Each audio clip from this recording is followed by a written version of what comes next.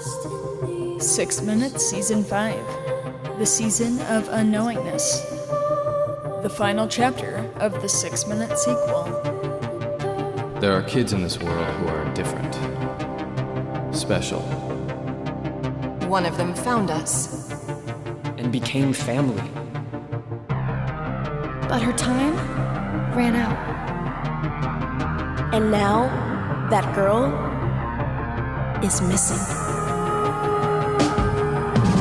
In this episode, I'll be breaking down the latest episode, 6 Minutes Season 5, Piece by Piece.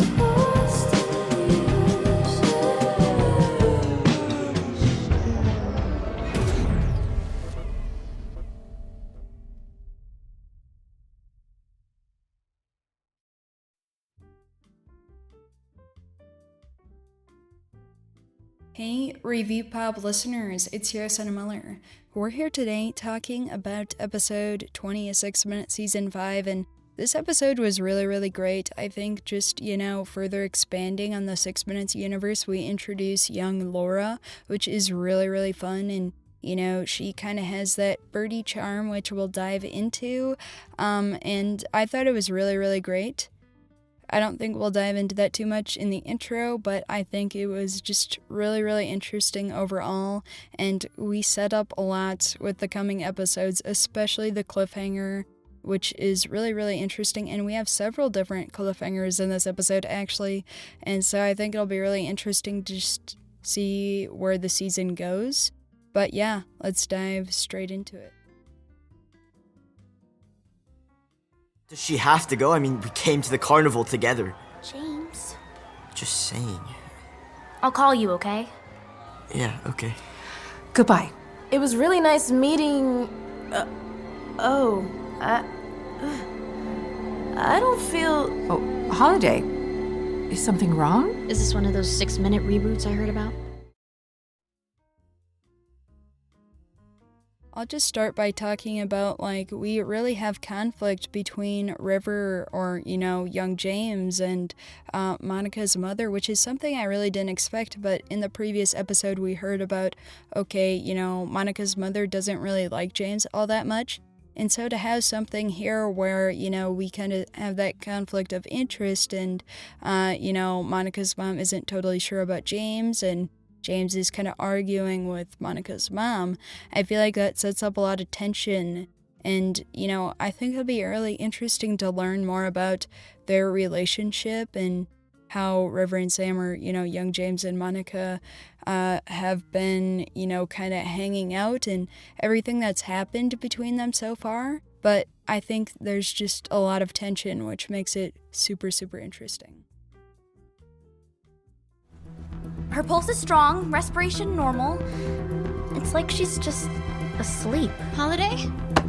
Wake up, Holiday! I think we need to get her to the first aid tent. Here, Katie, help me lift her into the chair.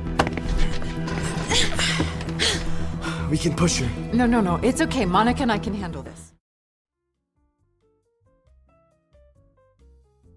I really love this clip, right? Because we set up a lot of questions, and I think it's problematic if Holiday were to go into this room and, obviously we know most of Holiday's body is made up of organs, but her brain is kind of the powerhouse, and it contains those mechanics that Dr. Whittier used to build Holiday.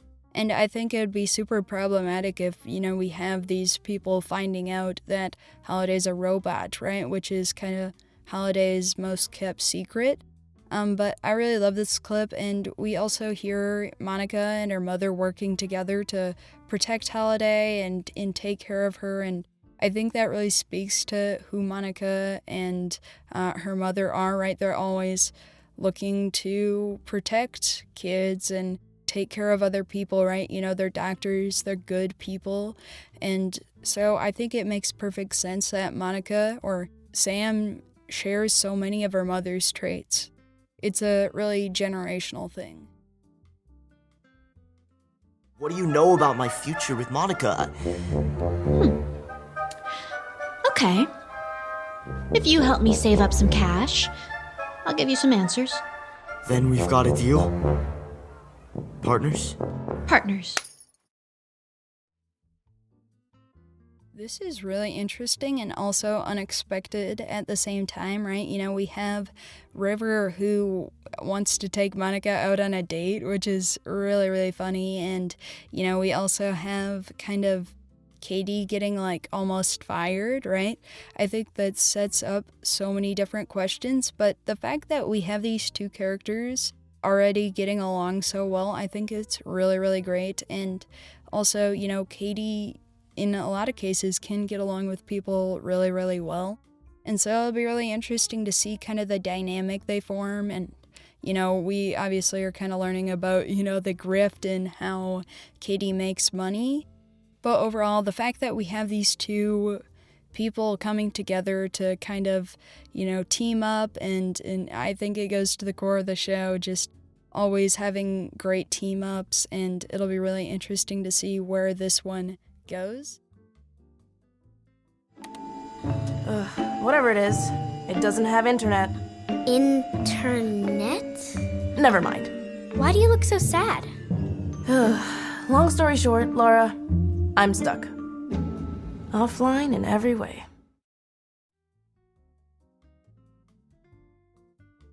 Holiday doesn't have access to information is what I'm guessing, right? Because we know Holiday is a computer and she can access every single article and every piece of information. But I wonder if we have a situation to where Holiday can't access that information and she's kind of functioning more as a person, right? Her system isn't meant to be in 1989, right? She was built for the future. And so it raises so many questions. And then we also have kind of this soft introduction to Laura, which I think is great. I love Laura, and she's very similar to Birdie in her personality. She's just super fun and super quirky. And I think, just having her be, Sam's sister is perfect. Scientists are my heroes, Mom. And I love that. But sweetie, Holiday isn't our mystery to solve. I think we need to call the police. Don't, Mom, please. Just let me talk to her first. I raised a big-hearted daughter. I shouldn't be surprised she likes to bring in strays. Thanks for understanding. No matter which kid it is, Monica is always looking out for the well-being of children, and it says so much about her and the fact that she's learned this from her mother, right? And, we kind of hear about Monica's heroes and her liking scientists like, J.P. Whittier, which is obviously, we know J.P. Whittier isn't all that great. But I think it's great that we have kind of this mother and daughter moment. I love to see that, and I love how it shows kind of what Monica's been through and how she appreciates her mother and she appreciates family, and family's a big part of her life, especially because we know her father isn't around, right? He passed away, which took a huge toll on Monica, I'm sure, but the fact that she's been able to recover from that and seems even stronger, I think is perfect. So I love this idea of family coming in many shapes and sizes. Thank you for calling Whittier. Yes, hello. I need to speak with J.P. Whittier. It's urgent. I'm sorry. You'll need to make an appointment. No, you have to put me The next through. available appointment is No, next tell Tuesday. him it's about his daughter, Adelaide. So this is really interesting. The fact that, we're putting Holiday in the middle of a huge situation, because obviously, Sam's mom doesn't know that Holiday is not Adelaide, right? They're two completely different people.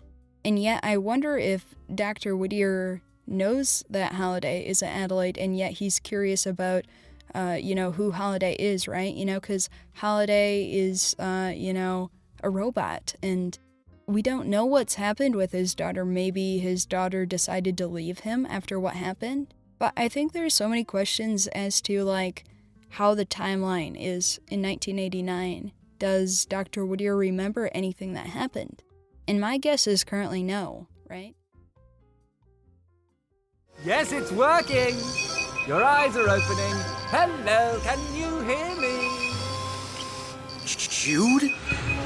Welcome back to the world, Adam. Where am I? And where is my body? Perfect cliffhanger. I love this so much, and it sets up a lot. You know, Adam being back, I think, is super exciting, and it'll be really interesting to see if he forms kind of a partnership with Jude. Thank you all so much for listening. If you enjoy the show, please leave a 5-star review. Until next time, this is Landon saying peace, love, and time travel.